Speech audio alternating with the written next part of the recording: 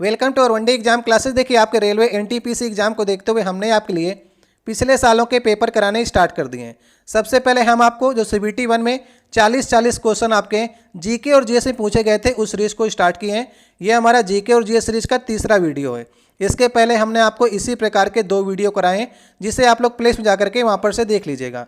देखिए पिछले साल के पेपर लगाने से आपको ये फायदा मिलेगा कि आपको लेवल और पैटर्न मालूम चलेगा कि किस लेवल और पैटर्न से सीबीटी 1 में क्वेश्चन बनेंगे। और आप लोग कमेंट बॉक्स में ये लिखिएगा क्या आप इन 40 क्वेश्चन में से 30 क्वेश्चन को पिछले साल के पेपरों में से सही कर पा रहे कि नहीं, इसे आप कमेंट बॉक्स में बता सकते हैं। तो चलिए स्टार्ट करते हैं हम लोग पहले क्वेश्चन से।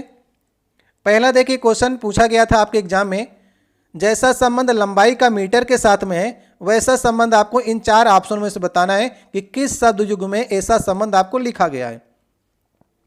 एक बार आपको प्रयास करना है सबसे पहले, उसके बाद ही हम आपको आंसर बताने का प्रयास कर रहे हैं। यहां पर देखिए लंबाई क्या है, लंबाई हमारी एक प्रकार की मूल राशि है और मूल राशि के बगल में उसका क्या लिखा गया है, मात्रक लिखा गया है मीटर। तो पहले आपको राशि सिलेक्ट करनी है, उसके बगल में उसका मात्रक देखना है। अब ऑप्शन की ओर आप लोग ध्यान दीजिए, यहाँ पर केल्विन जो है ये तो उल्टा लिखा गया है, तापमान का जो है मात्रक वे केल्विन है, उल्टा लिखा गया। पहले आपको राशि लिखना है फिर आपको मात्रक लिखना है, तो पहला वाला ऑप्शन गलत हो गया। गुरुत्वाकर्षण बल का मात्रक नहीं, ये भी गलत हो गया। द्रव्यमान हमारा राशि है और ग्राम इसका मात्रक है, तो ये ऑप्शन सही होगा। द्रव्यमान का मात्रक वैसे केजी होता है लेकिन ग्राम भी होता है, तो यहाँ पर हम इसे सही कर देंगे। सेकेंड जो है वो समय का मात्रक है, तो इसे उल्टा लिखा गया है। तो एक ही यहाँ पर संबंध आपको नजर आता है, वो तीसरे वाले ऑप्शन में है। तो हमारा कौन सा ऑप्शन सही हो जाएगा, तीसरा वाला ऑप्शन सही ऑप्शन हो जाएगा। अगर देखिए आपको वीडियो अच्छा लग रहा हो तो वीडियो को लाइक कर दीजिएगा और पहली बार आप चैनल पर आए हो चैनल को सब्सक्राइब कर दीजिएगा ताकि नेक्स्ट वीडियो की नोटिफिकेशन आपके पास पहुंच सके और बेल आइकन को आप लोग अवश्य दबा लीजिएगा। देखिए दूसरा क्वेश्चन है, निम्नलिखित में से कौन यह निर्धारण करता है कि रासायनिक अपक्रिया नहीं हुई है। तो अगर रासायनिक अपक्रिया नहीं हुई है तो ऐसा क्या चीज होगा, यहां पर से 4 ऑप्शन में से आपको बताना है। तो आपको मालूम है कि रासायनिक अपक्रिया और भौतिक अपक्रिया उसमें अलग अलग डिफरेंस होता है। तो रासायनिक अपक्रिया अगर होगी तो उसमें गैस की उत्पत्ति होगी किसी न किसी प्रकार से, रंग में परिवर्तन होगा और अवस्था में भी परिवर्तन होगा। लेकिन अगर भौतिक प्रक्रिया हुई है तो वहां पर आकार में परिवर्तन होता है। तो रासायनिक अपक्रिया का भेद जो नहीं है वो आकार में परिवर्तन, ये किसका भेद है, ये भौतिक अपक्रिया का गुण होता है, आकार में परिवर्तन। जैसे बर्फ ठोस होती है फिर द्रव हो गई फिर गैस हो गई, तो ये सभी आपके भौतिक प्रक्रिया में आते हैं, आकार के परिवर्तन में। ये रासायनिक प्रक्रिया का अर्थ नहीं है। नीचे वाले तीनों है, ऊपर वाला ऑप्शन नहीं है। अब नेक्स्ट देखिए हमारा तीसरा नंबर क्वेश्चन है, परमाणु ऊर्जा अधिनियम नाभिकीय शक्ति उत्पादन के निजी नियंत्रण को प्रतिबंधित करता है, ये कब लाया गया था। तो ये लाया गया था 1962 को। 1962 में परमाणु ऊर्जा अधिनियम आया था जो कि नाभिकीय शक्ति उत्पादन में निजी मतलब प्राइवेट कंपनियों का नियंत्रण जो था उसको प्रतिबंधित कर दिया गया था, मतलब सरकार ने अपने हाथों में ले लिया था। इसलिए सही ऑप्शन कौन सा होगा, तीसरा वाला।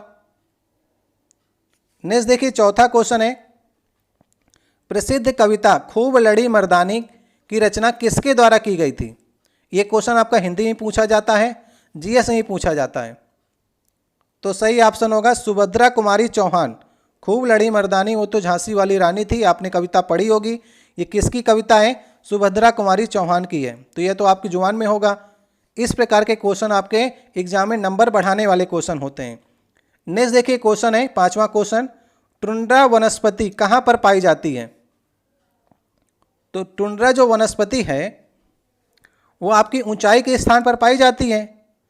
तो जैसे हिमालय का क्षेत्र है वहाँ पर आपको ऊंचाई मिलेगी और ये अधिकतर आपको 60 से 75 डिग्री अक्षांश के पास जो है टुंड्रा वनस्पति देखने को मिलती है। और आर्कटिक सागर के पास भी आपको देखने को मिलेगी। तो 1800 मीटर से लेकर के 4500 मीटर तक ये टुंड्रा वनस्पति आपको देखने को मिलती है। तो इतना क्षेत्र आपको हिमालय के क्षेत्र में मिलेगा। तो सही ऑप्शन कौन सा होगा, टुंड्रा वनस्पति कहाँ पर पाई जाती है, तो हिमालयी क्षेत्र पर पाई जाती है। नेक्स्ट देखिए 6वां क्वेश्चन है, भारत में नाभिकीय ऊर्जा का उपयोग करके विद्युत उत्पादन किस वर्ष शुरुआत किया गया था। तो नाभिकीय ऊर्जा का प्रयोग करके आपसे पूछा गया है, तो इसका सही ऑप्शन होगा अक्टूबर 1969 को सबसे पहले क्या किया गया था, तारापुर में, तारापुर ये आपका महाराष्ट्र में पड़ता है, तो हमने यूएसए के सहयोग से यहाँ पर नाभिकीय ऊर्जा से विद्युत उत्पादन शुरू किया था। तो सही ऑप्शन होगा इस अनुसार तीसरा वाला। ठीक है। और रावत भाटा आप लोग याद रखिएगा, आपके एग्जाम में रावत भाटा ही पूछा जाता है। रावत भाटा जो था वो किसके सहयोग से स्टार्ट किया गया था, तो वो कनाडा के सहयोग से स्टार्ट किया गया था। और तारापुर महाराष्ट्र वाला यूएसए के सहयोग से सबसे पहले, और उसके बाद रावत भाटा जो आपका राजस्थान का है वे कनाडा के सहयोग से नाभिकीय ऊर्जा से हम लोग विद्युत उत्पादन करना स्टार्ट कर दिए थे। तो सही ऑप्शन कौन सा होगा, सही ऑप्शन होगा तीसरा वाला। अब नेक्स्ट देखिए क्वेश्चन है, निम्नलिखित में से किसके द्वारा 1990 में किसी देश की समग्र सामाजिक एवं आर्थिक उपलब्धियों के मापन हेतु प्रयुक्त एक सांख्यिकी सूचकांक के रूप में मानव विकास सूचकांक का सृजन किया गया था। तो आपको ये बताना है कि 1990 के आसपास जो HDI इंडेक्स था उसका सृजन किसने किया था। ये क्वेश्चन मैंने आपको पिछले वाले वीडियो में बताया था कि पाक अर्थशास्त्री थे महबूबुल हक, उन्होंने 1990 में HDI इंडेक्स बनाया था। और अभी हम लोग रैंकिंग की बात कर लेते हैं ना कि 2023 और 24 में जो आपकी HDI इंडेक्स आया है उसमें भारत की रैंकिंग कितनी है। तो भारत की रैंकिंग जो है 134 नंबर पर भारत है HDI इंडेक्स में 193 देशों में। ठीक है, ये रैंकिंग आप लोग याद रखिएगा, आपके एग्जाम में पूछी जाएगी। और पहले नंबर पर कौन सा देश है, स्विट्जरलैंड जो है ये पहले नंबर पर है, याद रखिएगा। तो ये HDI इंडेक्स किन किन बातों का ध्यान रखता है ये भी आपके एग्जाम में पूछा जाता है। तो जीवन प्रत्याशा, शिक्षा और प्रति व्यक्ति आय, इन तीनों जिस देश की अच्छी होती हैं उसी का मानव विकास सूचकांक जो होता है उस देश का वो सबसे ज़्यादा होता है। तो सही ऑप्शन अभी इस ऑप्शन के अनुसार महबूबुल हक होगा। नेक्स्ट देखिए क्वेश्चन है, NRDWP का आपको पूर्ण रूप बताना है। ये 8वां क्वेश्चन होगा हमारा आज का। तो इसका सही ऑप्शन होगा national rural drinking water programme. ठीक है, ये 2009 को स्टार्ट किया गया था। ग्रामीण बस्तियों में शुद्ध जल की पेय व्यवस्था उपलब्ध कराने के उद्देश्य से NRDWP को स्टार्ट किया गया था। सही ऑप्शन होगा पहला वाला।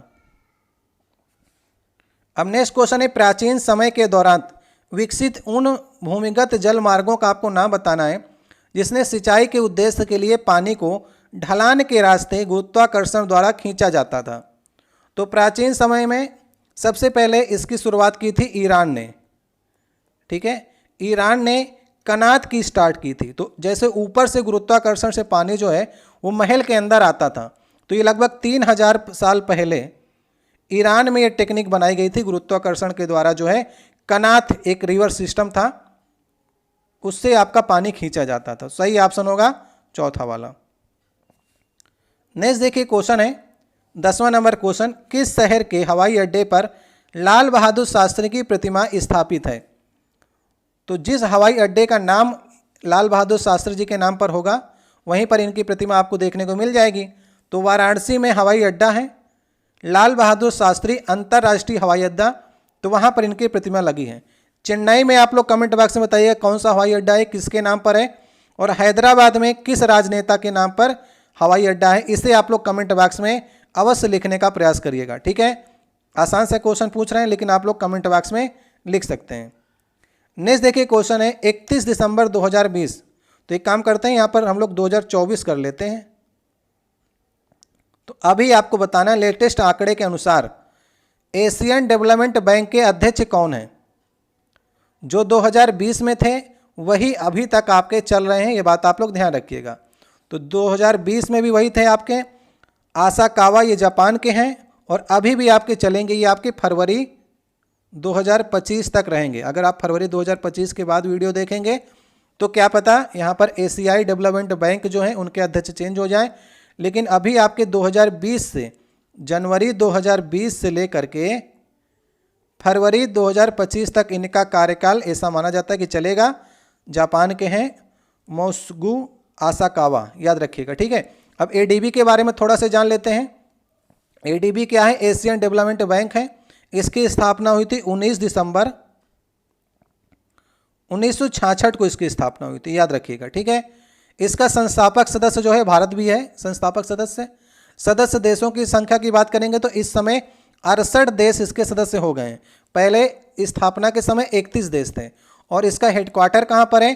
फिलीपींस में इसका हेडक्वार्टर है, मनीला में, याद रखिएगा, फिलीपींस के मनीला में एशियाई डेवलपमेंट बैंक का हेडक्वार्टर है। और अध्यक्ष अभी तक आपके आसाकावा हैं, तो सही ऑप्शन होगा चौथा वाला। तो इस प्रकार से जो पुरानी करंट अफेयर है वो आपको अपडेट करके बताएंगे। अब 11 नंबर क्वेश्चन है, भारत के पहले स्वदेश निर्मित विमान वाहक पोत का आपको नाम बताना है। मतलब कि स्वदेश निर्मित मतलब कि अपने देश में बना हुआ है ये विमान वाहक पोत है, मतलब कि एयरक्राफ्ट कैरियर है। इसमें हम कई जहाज़ों को ले जा सकते हैं, लैंड करा सकते हैं, उसमें वहाँ से उड़ान भर सकते हैं। तो INS विक्रांत, याद रखिएगा, ये आपका 2 सितंबर 2022 को बना है। और ये लेटेस्ट क्वेश्चन अभी तक आपके आने वाले एग्जाम में, हर एग्जाम में ये पूछा जाएगा। तो ये 20,000 करोड़ की लागत से बना है, याद रखिएगा। हर देश की क्षमता नहीं होती है इसको बनाने की। भारत ने पहले INS विक्रांत जो है 1961 में इसी नाम का UK से लिया था, लेकिन 1997 में उसे डिसमेंटल कर दिया गया INS विक्रांत को। और फिर अब स्वदेश निर्मित जो किया गया है तो INS विक्रांत के नाम से ही उसे किया गया, क्योंकि उसने बहुत सफलता प्राप्त की थी। और अभी तक हम बात करें तो 10 देशों के पास ही एयरक्राफ्ट कैरियर है, ठीक है। और टोटल अगर विश्व की बात करेंगे तो 10 देशों के पास में 25 ही एयरक्राफ्ट कैरियर है, जिसमें भारत भी शामिल हो गया है। तो एक बड़ी मिसाल है भारत के लिए। और किस कंपनी बनाया है?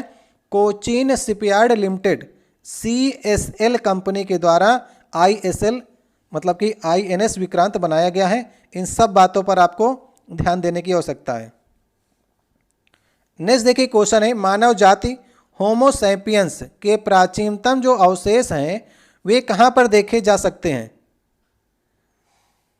तो ये क्वेश्चन बताया हुआ क्वेश्चन है कि मानव जाति जो आपका सबसे पहले अवशेष हैं वो अफ्रीका में देखे गए हैं।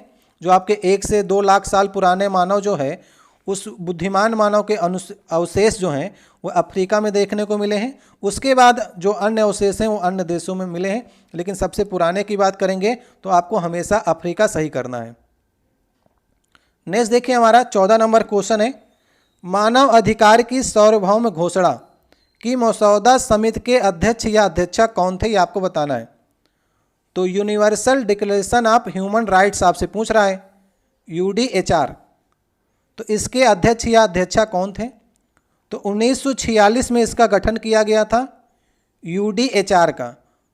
तो सही ऑप्शन होगा एलेनोर रूजवेल्ट, ठीक है, ये थी। ये फ्रैंकलिन डी रूजवेल्ट जो अमेरिका के राष्ट्रपति थी उनकी पत्नी थी। उन्हीं को 1946 में UDHR की अध्यक्ष बनाया गया था, याद रखिएगा। 1933 से लेकर के 1945 तक फ्रैंकलिन डी रूजवेल्ट जो थे वो अमेरिका के राष्ट्रपति थे। उन्हीं की पत्नी थी एलेनोर रूजवेल्ट, वही आपकी UDHR की अध्यक्ष थी। तो इस प्रकार से आप लोग इसे याद रख सकते हैं। नेक्स्ट देखिए हमारा 15 नंबर क्वेश्चन है। इसमें आपसे पूछा जा रहा है, निम्नलिखित कारकों में से कौन सा जाति उद्भवन, मतलब कि जब मौजूदा जातियों से नई जातियां विकसित होती हैं तो उसमें योगदान कौन सा नहीं करता है? ये 4 ऑप्शन आपको दिए गए हैं। तो इसमें 3 करते हैं। जब एक जात से नई जातियां बनती हैं तो अनुवांशिक प्रवाह, भौगोलिक प्रथार्क और विभिन्नता, ये तीनों करते हैं। और अपसारी विकास, डाइवर्जेंट इवोल्यूशन जो है ये योगदान नहीं करता है। तो इसका सही ऑप्शन हो जाएगा पहला वाला ऑप्शन। अब नेक्स्ट क्वेश्चन है, राजस्व प्रणाली जो आपकी रैयतवाड़ी थी उसे किस क्षेत्र के रूप में जाना जाता है? तो आपको मालूम है कि 3 प्रकार की योजनाएं अंग्रेजों ने चलाई थी। सबसे पहले चलाई गई थी लॉर्ड कॉर्नवालिस के द्वारा, जो थी वो स्थायी बंदोबस्त चलाई गई थी। तो स्थायी बंदोबस्त चलाई गई थी 1793 में। तो स्थायी बंदोबस्त जो थी आपकी ये बंगाल, बिहार, उड़ीसा के आसपास चलाई गई थी। इसके बाद चलाई गई 1820 में रैयतवाड़ी, जो कि चलाया था टॉमस मुनरो और रीड ने। ये आपका मद्रास और बॉम्बे के आसपास जो दक्कन का क्षेत्र था, बॉम्बे दक्कन, वहाँ पर चलाई गई थी, ठीक है। तो सही ऑप्शन होगा इसका तीसरा वाला। तो ये हो गई हमारी रैयतवाड़ी। और तीसरी जो थी 1922 के आसपास जो थी वो महालवाड़ी चलाई गई थी। तो इस प्रकार से अंग्रेजों ने 3 चलाई थी। स्थायी बंदोबस्त, जिसे हम लोग जमींदारी व्यवस्था भी कहते थे, इसके बाद रैयतवाड़ी स्टार्ट की गई और फिर आपकी महालवाड़ी। तो महालवाड़ी आपकी यूपी और पंजाब के आसपास थी। स्थायी बंदोबस्त जो आपकी थी लॉर्ड कॉर्नवालिस की, वो बंगाल, बिहार, उड़ीसा के आसपास थी। और रैयतवाड़ी जो थी ये आपकी डेक्कन, बॉम्बे डेक्कन में, मद्रास और बॉम्बे के आसपास चलाई गई थी। तो यही आपसे पूछ रहा है। नेक्स्ट देखिए क्वेश्चन है 17 नंबर क्वेश्चन है आज का। पुरातत्वविद, भाषा विज्ञानी और ईस्ट इंडिया कंपनी के अधिकारी जेम्स प्रिंसेप ने वर्ष कितने में अशोक के राजा देश, जो कि ब्राह्मी लिपि में लिखे गए थे, इनकी व्याख्या की थी। देखिए अशोक के जो अभिलेख थे, जो शिलालेख थे, इनको कोई पढ़ नहीं पा रहा था। 1750 के आसपास जो थे वो फिलेंथर ने इसे खोज तो लिया था कि अशोक ने लिखा है कुछ, लेकिन उन्हें पढ़ने में कोई सफलता नहीं मिल रही थी। फिर 1837 के आसपास जेम्स प्रिंसेप ने ब्राह्मी लिपि को पढ़ा। तो सही ऑप्शन होगा 1837 में जेम्स प्रिंसेप को पढ़ने में सफलता मिली और बाकी लोग ये ब्राह्मी, खरोष्टी, ये सब लिपि को पढ़ नहीं पा रहे थे। तो सही ऑप्शन होगा 1837 जेम्स प्रिंसेप। आप लोग याद रखिएगा, बहुत बार एग्जाम में क्वेश्चन पूछा जाता है। अब नेक्स्ट देखिए 18 नंबर क्वेश्चन है, which among the following is an output device in the constant of computer system. मतलब कि कंप्यूटर सिस्टम में आपको आउटपुट डिवाइस बतानी है। तो 3 यहां पर आपको इनपुट मिलेंगी, 1 आउटपुट मिलेगी। आउटपुट मतलब कि जो कंप्यूटर आपको दे, या कोई मैकेनिक आपको कुछ दे रहा है, तो वहां पर हम लोग आउटपुट देखेंगे। तो स्कैनर में तो हम लोग, स्कैनर इनपुट में आता है, ट्रैक बॉल भी इनपुट में आएगी, लाइट पेन भी आएगा। लेकिन प्लॉटर जो है, प्लॉटर से हम लोग क्या करते हैं, जैसे मानचित्र हो गया, पोस्टर हो गया, ये सब बाहर की ओर निकलते हैं। तो प्लॉटर जो होगा ये आउटपुट डिवाइस होगा। जैसे प्लॉटर हो गया, प्रिंटर हो गया, स्पीकर से आवाज़ बाहर निकलती है, तो ये सभी आपके आउटपुट डिवाइस में आएंगे। तो कंप्यूटर से आपको 3 से 4 क्वेश्चन देखने को मिलेंगे। नेक्स्ट देखिए क्वेश्चन है, अब आपसे पूछा जा रहा है इंद्रधनुष 2.0 किससे संबंध रखता है। 19वां नंबर क्वेश्चन है ये। तो आप लोग देखिए, कंफ्यूज मत होइएगा। मिशन इंद्रधनुष अलग है और इंद्रधनुष 2.0 अलग है। जब आपसे मिशन इंद्रधनुष पूछेगा तब आप लोग टीकाकरण सही करेंगे, ठीक है। लेकिन जब आपसे पूछेगा इंद्रधनुष 2.0 तब आपको सार्वजनिक क्षेत्रक बैंकों का पुनर्पूंजीकरण सही करना होगा। इंद्रधनुष 2.0 का लक्ष्य ये था कि हमको जो निजी सेक्टर के बैंक हैं, जो प्राइवेट बैंक हैं, और हमारे बैंक जो सार्वजनिक बैंक हैं, जो सरकारी बैंक हैं, उनमें पूंजी लगा करके उनको टक्कर देना है निजी बैंकों को। तो ये इंद्रधनुष 2.0 का लक्ष्य था।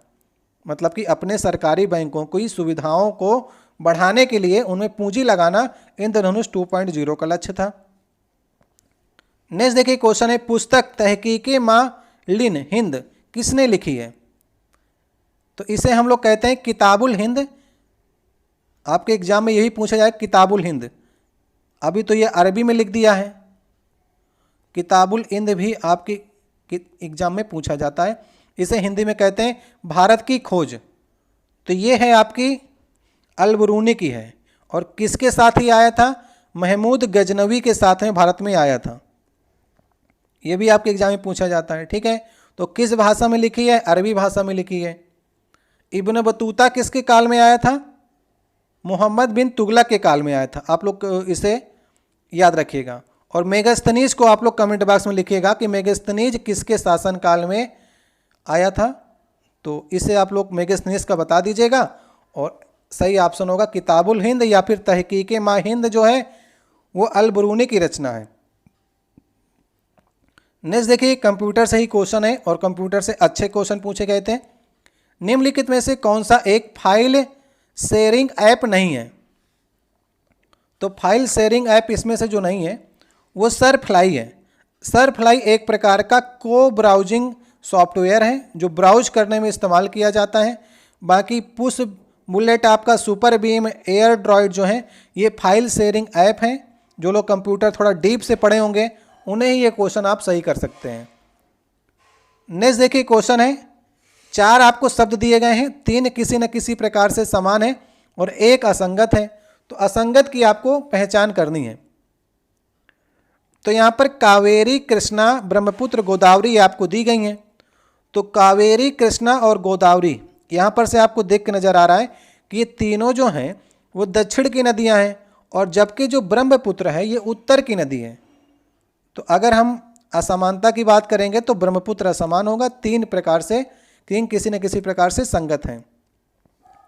नेक्स्ट देखिए क्वेश्चन है, इसमें पूछा जा रहा है भारत के सभी बड़े उद्योगपतियों ने देश में एक नियोजित अर्थव्यवस्था की स्थापना हेतु एक संयुक्त प्रस्ताव तैयार किया था। वो कब तैयार किया था? तो इसे तैयार किया गया था 1944 में, याद रखिएगा, ठीक है। और नाम दिया गया था बॉम्बे योजना। बॉम्बे योजना 1944 में तैयार की गई थी। जो बड़े बड़े हमारे उद्योगपति थे जैसे कि जीडी बिरला, जेआरडी टाटा, इन सब ने बॉम्बे योजना 1944 में स्टार्ट की थी। इसका लक्ष्य ये था कि 15 वर्षों बाद जो प्रति व्यक्ति आय है उसे दुगना करना, प्राथमिक शिक्षा प्रदान करना, स्वास्थ्य प्रदान करना, इन सब के लक्ष्य से ये बॉम्बे योजना 1944 में बनाई गई थी। लेकिन फिर 1947 को हमारा देश आज़ाद हो गया और आज़ादी के बाद फिर बॉम्बे योजना अपनाई नहीं गई। भारत सरकार ने अपनी जो है पंचवर्षीय योजना स्टार्ट कर दी।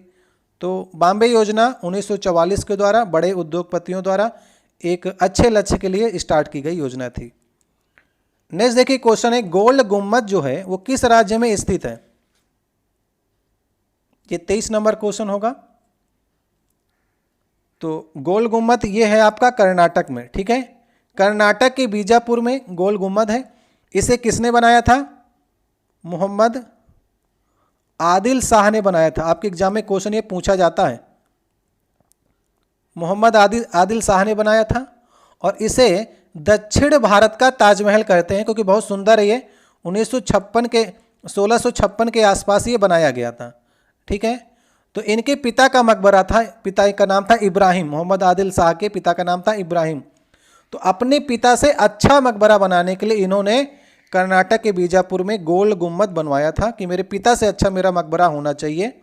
तो सही ऑप्शन है लास्ट वाला। अब देखिए पीएचडी किस प्रकार की कंप्यूटर फाइल का एक्सटेंशन है, आपको बताना है। तो पीएचडी का फुल फॉर्म होता है पर्सनल कह सकते हैं पीसी, या फिर पोर्टेबल स्टोरेज डिवाइस कह सकते हैं। तो ये आपका एडोब जो फोटोशॉप है उसमें उसका फाइल एक्सटेंशन है। तो पीएचडी जो फाइल से होती हैं वो 2 GB के आसपास तक आपका डाटा जो है वो संग्रह कर सकती हैं। तो ये एडोब फोटोशॉप का जो है फाइल एक्सटेंशन का रूप है। तो इस तरह के क्वेश्चन देखिए कंप्यूटर के आपके एग्जाम में पूछे गए थे। नेक्स्ट देखिए क्वेश्चन है, ब्रिटिश साम्राज्य से भारत की स्वतंत्रता के बाद भारत के प्रधानमंत्री जवाहरलाल नेहरू ने किसकी अध्यक्षता में परमाणु विकास कार्यक्रम को मंजूरी दी थी? ये 25 नंबर क्वेश्चन होगा आज का हमारा। तो सबसे पहला जो हमारा परमाणु विकास कार्यक्रम था उसकी अध्यक्षता की थी होमी जहांगीर भाभा ने। सही ऑप्शन होगा पहला वाला ऑप्शन। तो 1947 में भारत सरकार द्वारा जो परमाणु ऊर्जा आयोग गठित किया गया था उसके अध्यक्ष थे होमी जहांगीर भाभा, और इनकी मृत्यु जो है विमान दुर्घटना में 1966 के आसपास जो है वो हो गई थी। तो इसे भी आप लोग याद रखिएगा। तो सही ऑप्शन होगा पहला वाला। नेक्स्ट देखिए, इनमें से किस प्रकार के अंगों की बुनियादी संरचना एवं उत्पत्ति समान होती है किंतु उनके कार्य जो हैं वो भिन्न भिन्न होते हैं? तो ऐसे अंगों को हम लोग कहते हैं होमोलागस या फिर समजात अंग। जैसे कि अब मानव का जो हाथ हो गया वो अलग तरह से काम करता है, मेढक के अग्रपाद जो हैं वो अलग तरह से काम करते हैं, पक्षी के जो पंख हैं वो उड़ने का काम करते हैं, घोड़े के आगे वाले पैर जो हैं वो दौड़ने का काम करते हैं, लेकिन उनकी उत्पत्ति जो है वो समान है।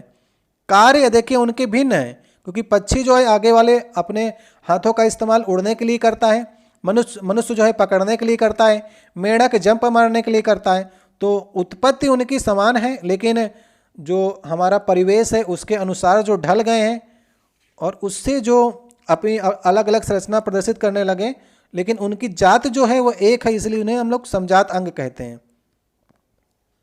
अब नेक्स्ट देखिए क्वेश्चन है हमारा 27 नंबर, 1938 में और 1939 में भारतीय राष्ट्रीय कांग्रेस के अध्यक्ष के रूप में किसे निर्वाचित किया गया था?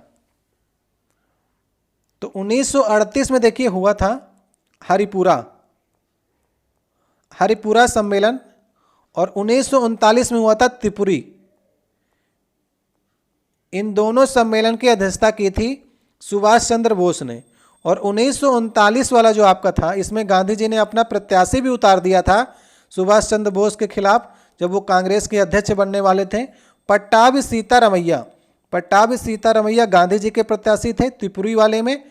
उनको हरा करके सुभाष चंद्र बोस 39 में भी आपका कांग्रेस के अध्यक्ष बने थे। फिर काफ़ी मनमुटाव हुआ तो त्रिपुरी वाला जो आपका था, इसमें अध्यक्षता को बाद में सुभाष चंद्र बोस ने छोड़ दिया। उसकी जो बची हुई कार्यकाल था उसमें राजेंद्र प्रसाद जी ने त्रिपुरी वाले की अध्यक्षता की, और सुभाष चंद्र बोस ने अपना अलग फॉरवर्ड ब्लॉक की स्थापना कर ली थी। तो ये पूरा घटनाक्रम चला था। तो 1838 और 39 में सुभाष चंद्र बोस कांग्रेस के अध्यक्ष थे।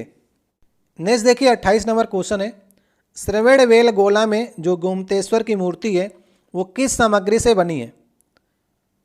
तो ये सबसे पहले गोमतेश्वर की मूर्ति जो है ये है कहाँ पर है? ये कर्नाटक में है। और ये किसकी मूर्ति है? ये है आपके जैन के प्रथम तीर्थकर जो थे आपके ऋषभदेव। ये ऋषभदेव की प्रतिमा है। कितने फीट की है? ये 57 फीट की है। तो जैन धर्म के लोग इसे बाहुबली कहते हैं। ठीक है, ऋषभदेव की मूर्ति को, गोमतेश्वर की मूर्ति को बाहुबली कहते हैं। और ये 57 फीट की है और एक अखंड प्रतिमा है। अखंड का मतलब ये होता है कि एक ही शिला से बनाई गई है। और कितने ईस्वी के आसपास? 981 ईस्वी के आसपास ये बनाई गई थी। और ग्रेनाइट के पत्थर से, एक ही पत्थर से ये 57 फीट की जो मूर्ति है वे बनाई गई थी, याद रखिएगा। ठीक है, तो सही ऑप्शन होगा पहला वाला। नेक्स्ट क्वेश्चन है, अंगूर की खेती जो है वो किस क्षेत्र की विशेषता है? क्वेश्चन आपके एग्जाम में पूछा जाता है कि अंगूर की खेती को किस नाम से जाना जाता है? तो विटीकल्चर कहा जाता है। ये भी आप लोग बात ध्यान रखिएगा। तो अंगूर की खेती जो होती है वो गर्म और शुष्क जहाँ पर आपको मौसम प्राप्त होगा वहाँ पर अंगूर की खेती होती है। तो अब हम बात करते हैं कि गर्म और शुष्क मौसम किसके आसपास है? तो भूमध्य सागरीय जो क्षेत्र है, जहाँ पर भूमध्य सागर है, वहाँ पर अंगूर की खेती सबसे ज़्यादा होती है। तो सही ऑप्शन होगा दूसरा वाला विकल्प। नेक्स्ट देखिए क्वेश्चन है, बाणभट्ट किस राजा के दरबारी कवि थे? ये 30 नंबर क्वेश्चन है। तो बाणभट्ट जो थे वो हर्षवर्धन के दरबारी कवि थे। और बाणभट्ट ने रचनाएं भी की हैं, जैसे कि हर्षचरित्र। आपके एग्जाम बहुत पूछा जाता है कि हर्षचरित्र किसकी रचना है? तो बाणभट्ट की है। और कादंबरी भी जो रचना है वो आपकी बाणभट्ट की है। ठीक है, ये दोनों रचनाएं याद रखिएगा। किसके दरबारी कवि थे? तो हर्षवर्धन के थे। ठीक है, और हर्षवर्धन के शासनकाल में चीनी यात्री ह्वेनसांग भी आया था। और आपके एग्जाम में और क्वेश्चन बनते हैं कि हर्षवर्धन की पुस्तकों के नाम आपसे पूछे जाते हैं। जैसे हर्षवर्धन ही पुस्तक लिखी हैं, प्रियदर्शिका, ये बहुत पूछा जाता है। प्रियदर्शिका और रत्नावली, ये दोनों बहुत पूछी जाती है। लिखा तो नागानंद भी है, लेकिन दो ऊपर वाली ज़्यादा पूछी जाती हैं आपके एग्जाम में। जबकि ऐसा लिखा मिला है कि हर्षवर्धन ने इसे नहीं लिखा था, एक धावक नामक कवि था, उसने ये लिखा था। और बाद में हर्षवर्धन ने अपने नाम से इन्हें अपने नाम दे दिया था कि हमने लिखा है, बाकी लिखा धावक ने था, ऐसा लिखा मिलता है। लेकिन एग्जाम में क्वेश्चन आपसे यही पूछा जाएगा कि प्रियदर्शिका, रत्नावली और नागानंद किसने लिखी है? तो आप हर्षवर्धन सही करेंगे। और जब आपसे पूछेंगे हर्षचरित्र और कादंबरी किसने लिखी है, तो आपको बाणभट्ट सही करना है। तो सही ऑप्शन होगा दूसरा वाला ऑप्शन। जनवरी 2021 तक प्राप्त जानकारी के अनुसार, तो एक काम करते हैं, यहाँ पर 21 को काट करके 24 कर देते हैं, क्योंकि पुरानी करंट अफेयर को हमको अपडेट करनी है। तो 2024 के जानकारी के अनुसार भारत में यूनेस्को की विश्व विरासत स्थल की संख्या आपको बतानी है। तो 21 में ये आपसे डाटा पूछ रहा है, उस समय 38 थी और अभी 24 में 5 और बढ़ गए हैं। तो अब इस समय लेटेस्ट जो संख्या हो गई वो 43 हो गई है। ठीक है, तो 5 जो बढ़े हैं वो आपको हम बता देते हैं। तो पहला बड़ा है काकितई रुद्रेश्वर का रामाप्पा मंदिर बढ़ गया है। शांति निकेतन बढ़ा है। धौलीवीरा जो हड़प्पा का स्थल है उसे शामिल कर लिया गया है। होयसल के पवित्र समूह को शामिल किया गया है। और अहोम राजवंश का टीला, ये पांचों बढ़ गए हैं तो 38 5 43 हो गए हैं। तो लेटेस्ट आंकड़े के अनुसार 43 हैं और पुराने आंकड़े के अनुसार 38 हैं। नेक्स्ट देखिए क्वेश्चन है, लैंगिक प्रजननशील प्राणियों में समान गुण के वंशाणुओं के कितने प्रतिरूप मौजूद होते हैं? तो यहां पर देखिए कितने प्रतिरूप मौजूद होते हैं, 2 होते हैं। एक मेल का होता है, एक फीमेल का होता है। तो सही ऑप्शन होगा तीसरा वाला। अगला देखिए क्वेश्चन है, व्यापार एवं आर्थिक संबंध समिति TERC, उसका प्रमुख कौन होता है? ये 33 नंबर क्वेश्चन होगा। TERC को इंग्लिश में कहते हैं trade and economic relation committee. उसके जो अध्यक्ष होते हैं वे हमेशा प्रधानमंत्री होते हैं। इसका निर्माण किया गया था 2005 में। इसमें और भी वित्त मंत्री होते हैं और अन्य मंत्री होते हैं, लेकिन प्रमुख जो होते हैं वो प्रधानमंत्री ही होते हैं। तो सही ऑप्शन हो जाएगा TERC का जो प्रमुख होता है, trade and economic relation committee के अध्यक्ष होते हैं प्रधानमंत्री। नेक्स्ट देखिए क्वेश्चन है, 34 नंबर क्वेश्चन होगा, निम्नलिखित में से कौन सा ग्रेगर मेंडल के वंशानुगत सिद्धांत के अंतर्गत नहीं आता है? तो फादर ऑफ जेनेटिक्स कहा जाता है ग्रेगर जोहन मेंडल को। इन्होंने 3 सिद्धांत दिए थे और तीनों आपके ऑप्शन में ऊपर रखे गए। तो 3 सिद्धांत दिए थे और ये बायोपिक्स सिद्धांत नहीं दिया था। तो सही ऑप्शन हो जाएगा लास्ट वाला। बाकी पृथक्करण का सिद्धांत, प्रभुत्व का सिद्धांत, स्वतंत्र वर्गीकरण का सिद्धांत, ये तीनों मेंडल के हैं। बायोपिक्स का सिद्धांत नहीं है। तो सही ऑप्शन हो जाएगा हमारा तीसरा वाला। ठीक है। नेक्स्ट देखिए क्वेश्चन है, यूएन द्वारा किस दशक को अंतर्राष्ट्रीय पेयजल स्वच्छता दशक के रूप में नामित किया गया है? देखिए जब भी आपके एग्जाम में क्वेश्चनों को टफ करेगा तो बहुत पीछे क्वेश्चन पूछ लेता है। अब ये दशक आपसे देखिए अंतर्राष्ट्रीय पेयजल स्वच्छता दशक आपसे पूछ लिया, तो अब यूएन के आप सारे दशक को याद करिए। इसका मतलब सही ऑप्शन है 1981 से 1990 का जो दशक था वे पेयजल और स्वच्छता का दशक था। तो इस तरह से क्वेश्चन एग्जाम में टफ कर देता है। हम लोग बात कर लेते हैं 2021 से लेकर के 2030 का जो दशक है यूनो का, उसका नाम दिया गया है सतत विकास के लिए महासागर विज्ञान का संयुक्त राष्ट्र दशक है। ये 2021 से 2030 का। और एक नाम दिया गया है और इसमें भी कार्य चलेगा, पारिस्थितिकी तंत्र बहाली पर संयुक्त राष्ट्र के दशक। तो ये हम लोग लेटेस्ट भी याद कर लेते हैं और पुराना तो आपसे 1981 वाला पूछा गया था। तो सही ऑप्शन होगा तीसरा।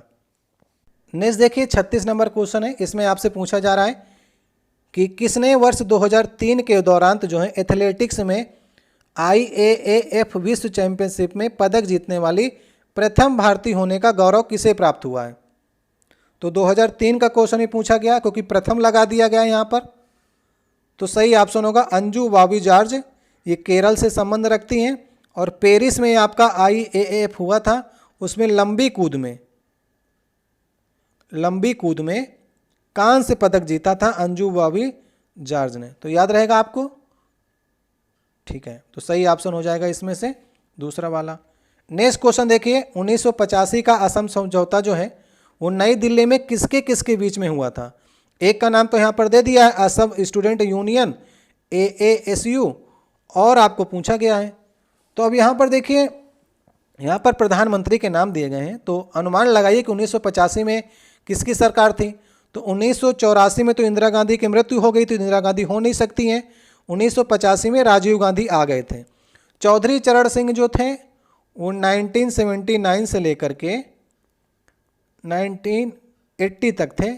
ये तो मान लीजिए कि लोकसभा में भी नहीं जा पाए थे, इतना कम इनका कार्यकाल था। इंदिरा गांधी की मृत्यु ही हो गई थी।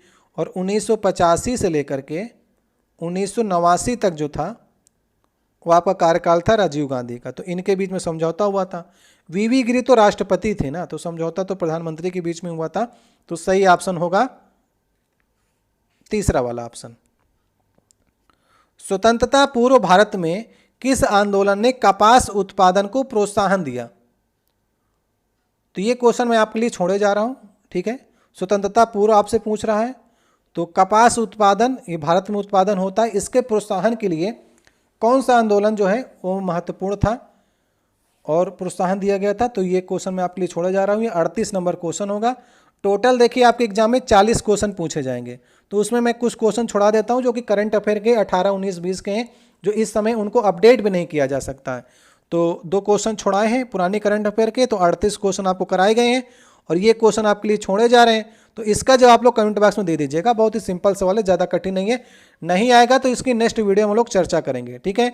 तो आपने इन 38 क्वेश्चन में से क्या आपके 26 से 27 क्वेश्चन सही हो रहे हैं कि नहीं, इसे आप लोग कमेंट बॉक्स में बताइएगा। अभी आप लोग के अगर 26-27 सही हो रहे हैं तो लगातार आप प्रैक्टिस करेंगे तो एग्जाम आते आते आप 40 में से 35, 40 में से 34, 35 या कोई जो अच्छे स्टूडेंट हैं वो 38 तक ही पहुंच सकते हैं। तो ऐसा हमको तैयारी करानी है कि जीएस में कम से कम सभी स्टूडेंट जो हैं वो 30 तो कम से कम करके ही आए, क्योंकि इसमें आप करंट अफेयर के क्वेश्चन भी करा रहे हैं, अपडेट वाले करंट अफेयर क्वेश्चन, जीके के भी हैं, साइंस के भी हैं, कंप्यूटर के भी हैं, तो सारे टॉपिक इसमें से कवर हो जाते हैं। तो वीडियो अच्छा लगे तो वीडियो को लाइक करिएगा और पहली बार चैनल को सब्सक्राइब करिएगा और शेयर भी करिएगा। और नेक्स्ट वीडियो इसी तरह आपको मिलती रहेगी। रीजनिंग की भी सीरीज चल रही है, रीजनिंग भी आप लोग देखिएगा और साथ ही साथ में जीएस की सीरीज चल रही है। इससे आपके एग्जाम के लिए काफ़ी बेनिफिट मिलेगा। किसी प्रश्न में डाउट हो तो कमेंट बॉक्स में कह सकते हैं। मिलते हैं नेक्स्ट वीडियो में। बहुत बहुत धन्यवाद।